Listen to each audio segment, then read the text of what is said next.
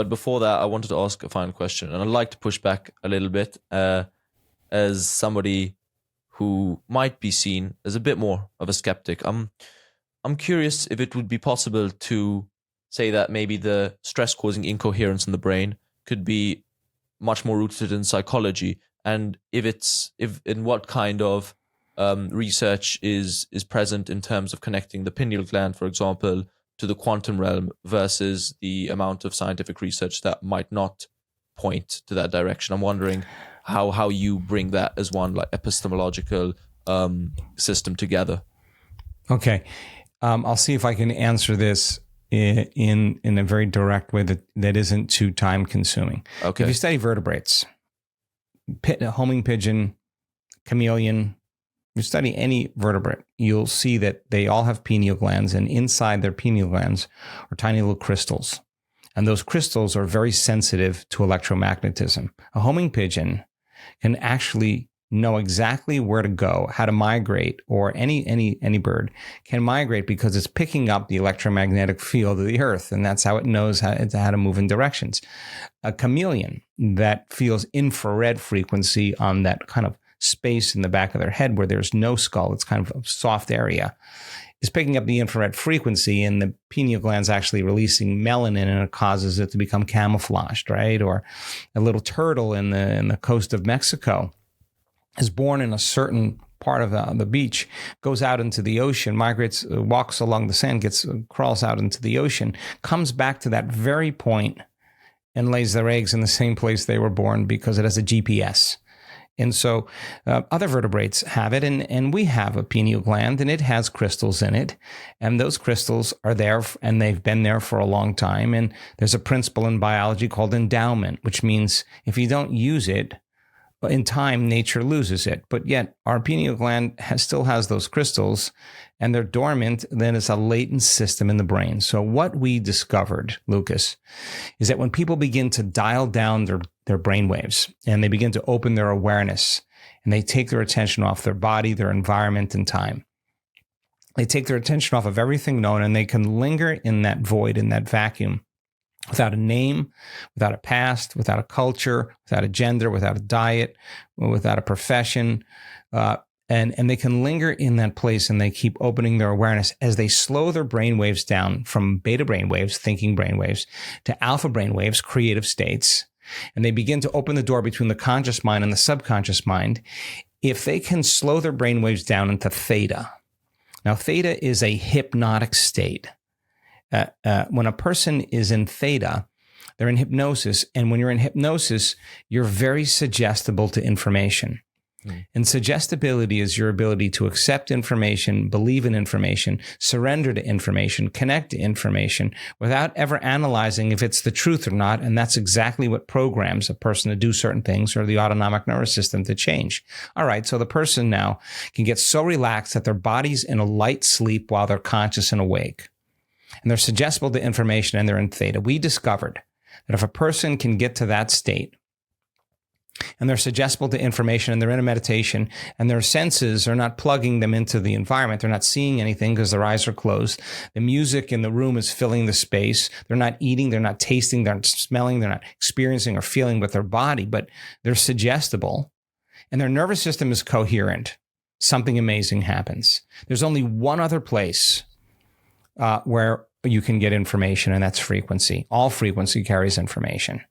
The more coherent the autonomic nervous system is, and the person is relaxed in their heart and awake in their brain, all of a sudden, we start to see the brain connect. And when it connects, it goes from that theta state into very high states of arousal. And that arousal is causing the brain to go into gamma brainwave patterns.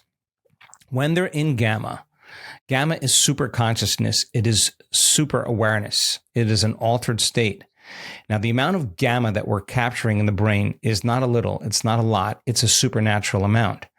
And it's happening in the autonomic nervous system. Now, what does that mean? Stress is autonomic dysregulation. This person is having an arousal that's causing autonomic regulation.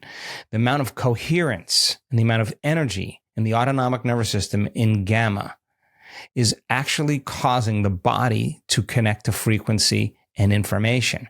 Now, what's the relevance of this? If we look at the scans of the people that are having this experience, the area around the pineal gland is very active. The radio receiver in the brain is all of a sudden connecting to frequency, but not frequency like we typically connect to, like your eye is perceiving the frequency or the wavelength of light that's bouncing off objects. And that's the only spectrum that we see. Look at the electromagnetic spectrum. It's a big spectrum, and we're getting this little sliver of red, orange, yellow, blue, green, indigo, violet. That's the extent of the frequency that we're perceiving.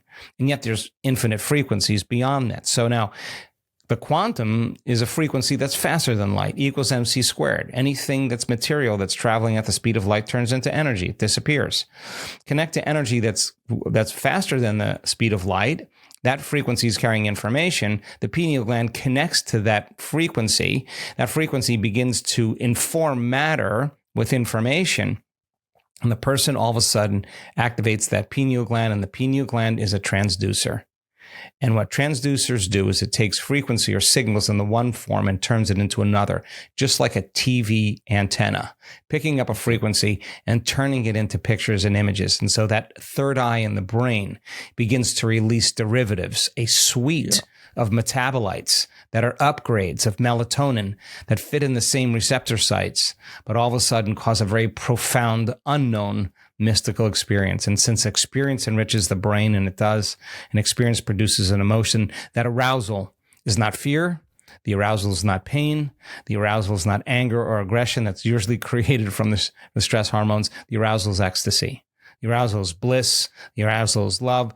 And in fact, it's difficult to give a word to describe whatever that is, but most people say it's like I forgot and now I remember that I was always connected. And when the person comes back to their senses, since experience enriches circuitry, their spectrum of what they can perceive in reality is broadened because their inner experience changes their experience of the outside world. Before I ask my final question, anyone who has questions from Dr. Joe's youth community can pop those into the chat, and we'll choose maybe one or two. Unfortunately, we don't have a lot of time. Choose one or two, and Dr. Joe can quickly reply to those. But just on that last note, Dr. Joe, if I were to have a desire and match that frequency, but that desire would be incoherent in at least the physics sense, so it produces something which is contrasting. So two frequencies which, if both happen to be true, would create an incoherent reality. How would we solve this issue? Because I'd be technically getting into the same frequency, but somehow there'd have to be a limit. This is a long conversation, Ian. It's a little bit more complex, but I will tell you this. Okay. When there's stress hormones activated in the brain, and you're shifting your attention when you're under the gun of the stress hormones, you're shifting your attention to one person, to another person, to another thing, to another problem, to another person, to another thing, to your cell phone, to another object. Every one of those elements has a neurological network in your brain because it's known to you. And the arousal causes the brains to start firing these compartments, and those compartments become modulated and they no longer talk to each other. And so now it's a house divided against itself, and people need something to take away that dissonance, that incoherence. So then as the brain starts to become more coherent, those different compartments of the brain that were once subdivided start unifying. Bigger neighborhoods, bigger communities begin to dance at the same frequency.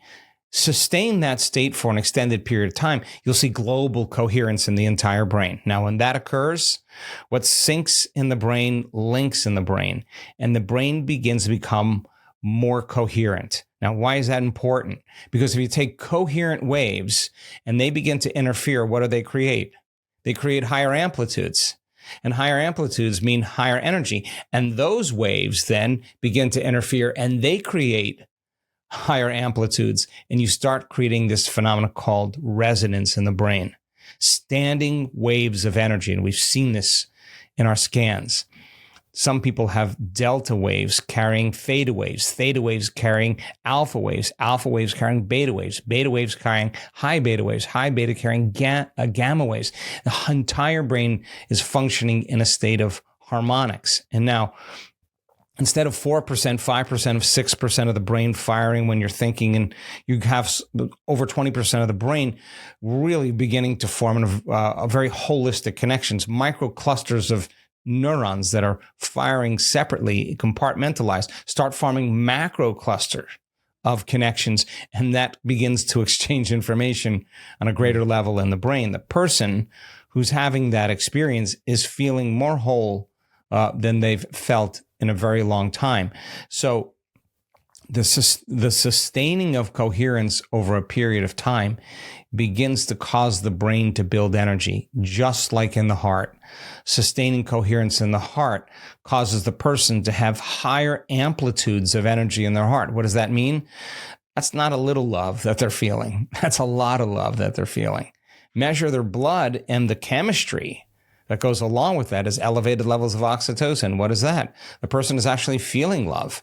And oxytocin begins to signal a host of chemicals that causes blood to move into the heart. That's energy. And the person starts to open their heart and they feel more in love with life. So the person moves out of survival into these elevated states. Now, there's so many rabbit holes I can go down with this, but what I can tell you more than anything else is that it takes practice.